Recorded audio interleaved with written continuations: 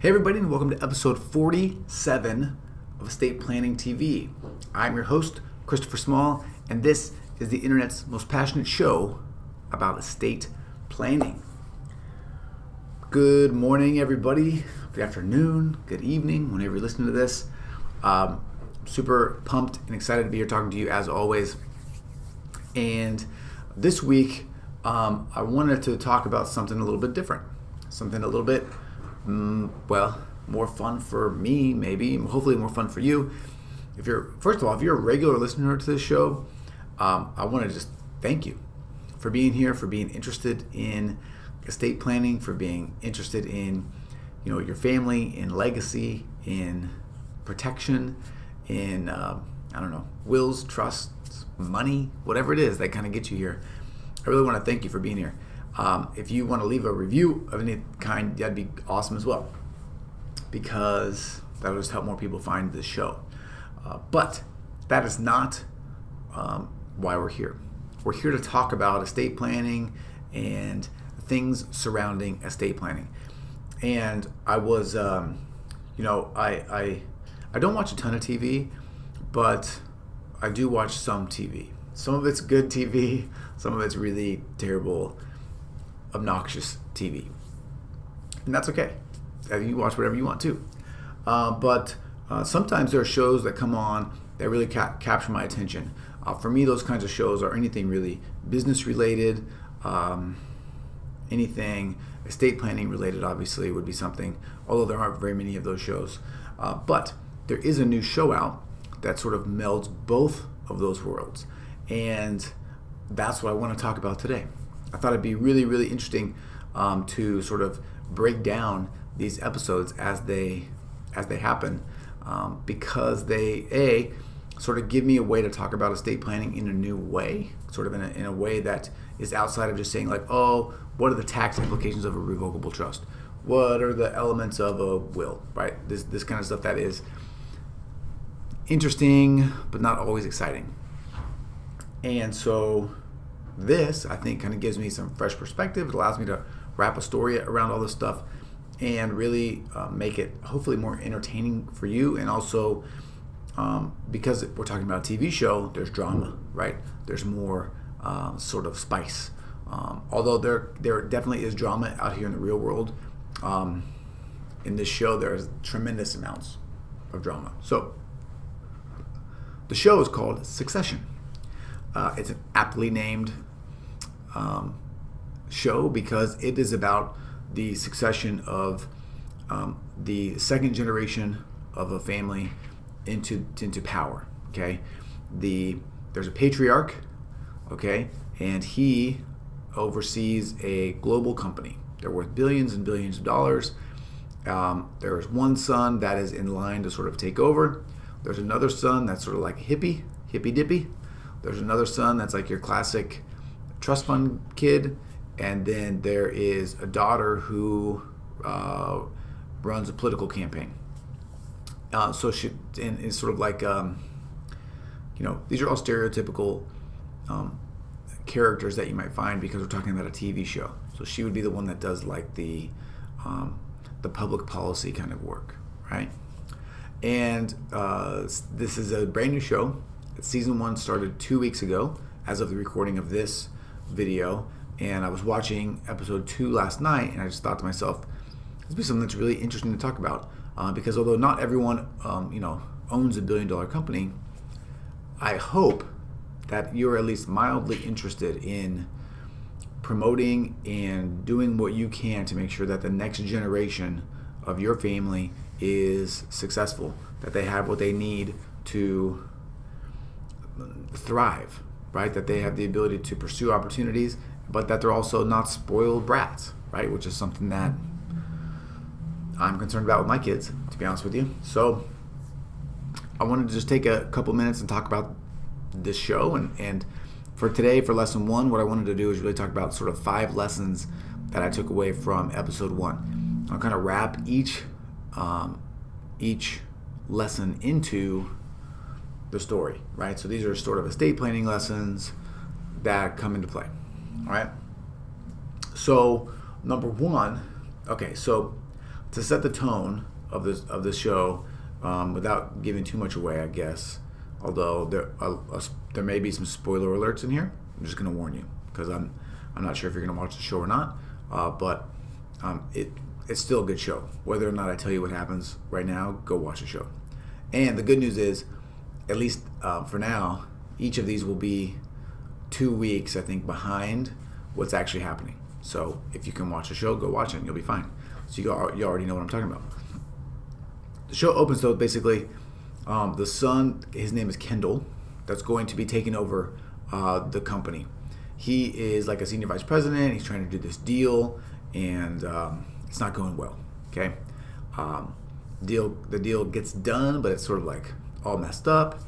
And then we cut to it's the patriarch's birthday. It's his 80th birthday. Everybody's expecting him to resign.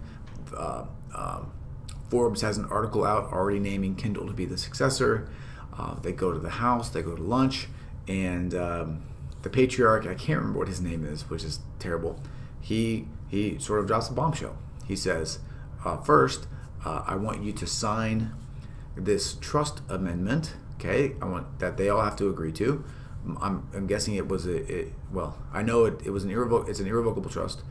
The only way that the trust amendments can be made is for everyone to agree. And he's like, I want you to sign this trust amendment that puts my new wife, not the mother of the kids, basically in charge. She would have double the voting shares of everybody else in the trust. And I've changed my mind. Kendall, you are not going to be the successor. I'm going to stick around for a while, and we'll see what happens. Maybe 5 years is what he said. So this sort of like throws everything into some turmoil. What happens is the kids begin to negotiate with the dad about what they want to get to sign the documents. The trust fund kid, whose name is, what's his name? Marco. His name is not Marco, but it's something like that. He wants to be named COO of the company. So basically the dad fires his current COO, who's been with him forever. Okay, so there's like all these things going on. And in the middle of this, you sort of also get the feeling from the family that the dad really doesn't like his kids. Okay, and that is lesson number one. Okay, by the way. So lesson number one from the show that I took away is really don't use your money as leverage against your kids in any way.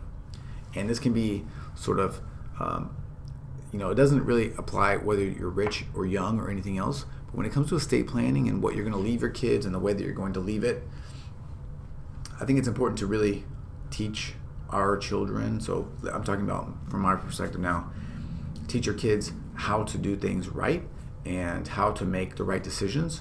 But at the end of the day, just because they want to do something that we don't think is 100% the way that we would do it, doesn't always make it wrong. And to use your money to get your kids to do the things that you want to do in the way that you want to do them can cause really significant problems, significant rifts, and it can really create a situation where they're just waiting for you to get out of the way so that they can go do what they want anyway. So that was number one. And that was evident throughout the show, right? They're always negotiating. They're always like looking for an angle in their family, right? So I thought that was really interesting. And a big portion of it is the way that they interacted all the time, would be my guess, right? The dad always was in control of the purse strings. He was always in control of everything. And he had specific ideas for the way that people were going to do things. If they didn't do them his way, then there were consequences, right? So basically everybody learned to look to him, to follow him, to do what he said, even if they didn't want to do it, which causes a lot of sort of internal conflict and internal strife. That's lesson number one. Lesson number two is, you can change your mind, but do it right.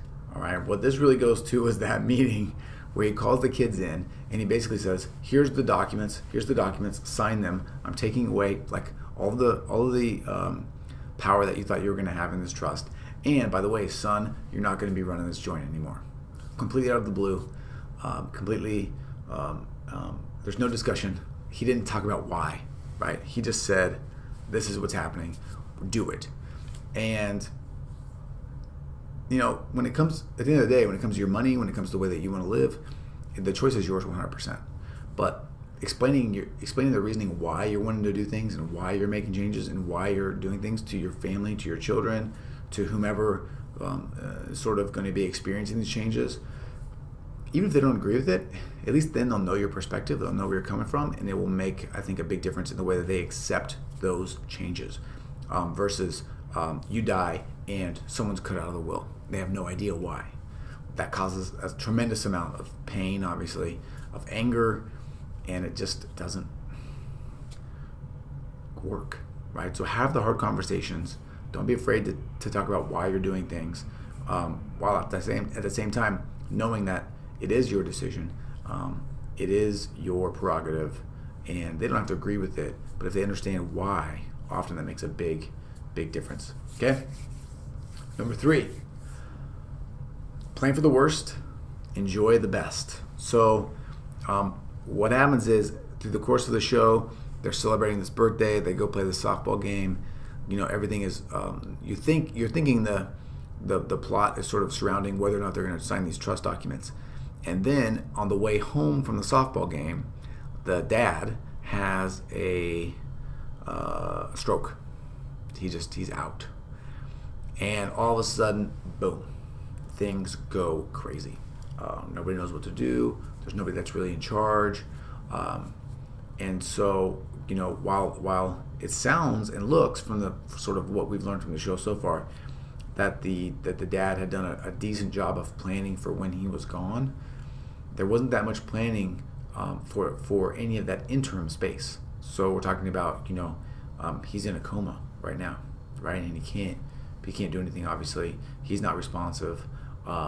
Who's in charge, right? What happens next? That wasn't really laid out clearly. And I think it's important for all of our families, no matter what, to really have a plan in place to take care of those times when something might happen. Car accidents happen every day. Medical emergencies happen every day.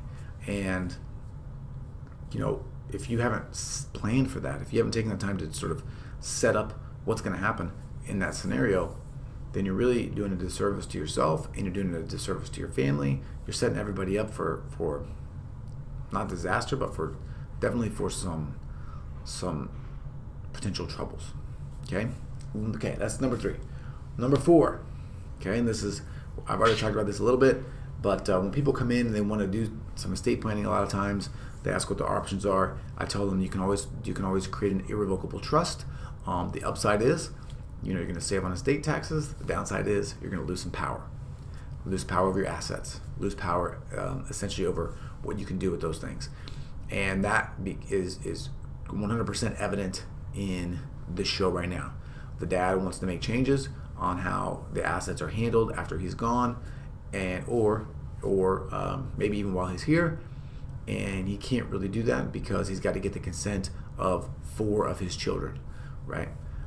And his option, the way that he sees it, is to try to strong arm them. But the point is, when you do irrevocable trust planning, you're going to have to give up some control. So you really want to make sure that you're okay with doing that before you make those decisions. At 80 years old, irrevocable trust planning is probably a good idea because things can happen.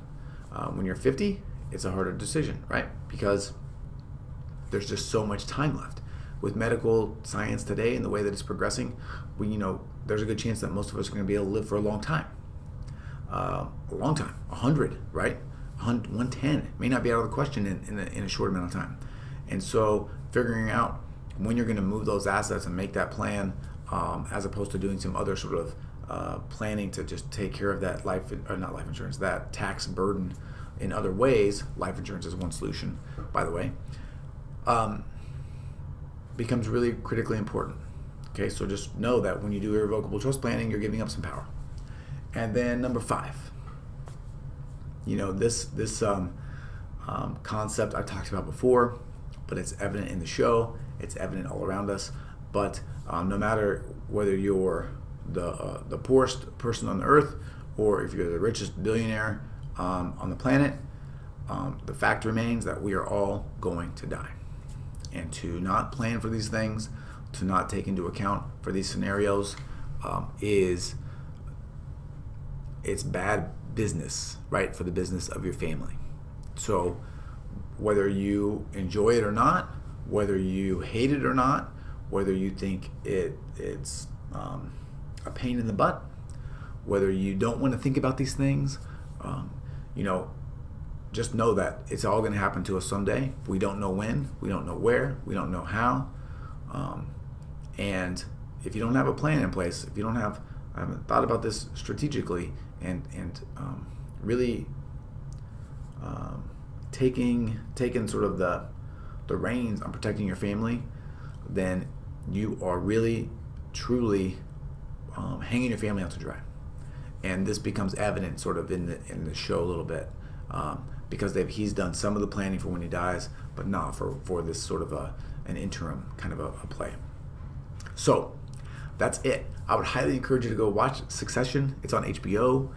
It's on every Sunday. Yeah, it's a really great show, I think. It's got some drama in it. It's about business, which I love. It's about estate planning, which I love. And I think it's really kind of interesting. You could see how these family dynamics play out. Obviously, like I said, because it's TV, everything is sort of magnified. But I think that just does a good job of helping us really see what's out there and see how these situations can really sort of blow up and get crazy. All right, so that's it for this week. I'll be back to talk about episode number 2 next week, and we're just going to roll through this until the season's over. Probably get like 8 or 9 weeks. It should be fun. It should be interesting because I think things are going to get really crazy as the season goes on. All right, so that is it. Once again, I'm Christopher Small. I'm the owner of CMS Law Firm. We do estate planning. We do probate. We do trust planning, right? We do trust administration. We do it all. Anything around estate planning, basically. So if you need our help, feel free to reach out. You can email me, chris@cmslawfirm.com. You can call me 206-659-1512, or you can just enjoy these shows. All right, so thank you again very much, and I'll see you next time. Bye.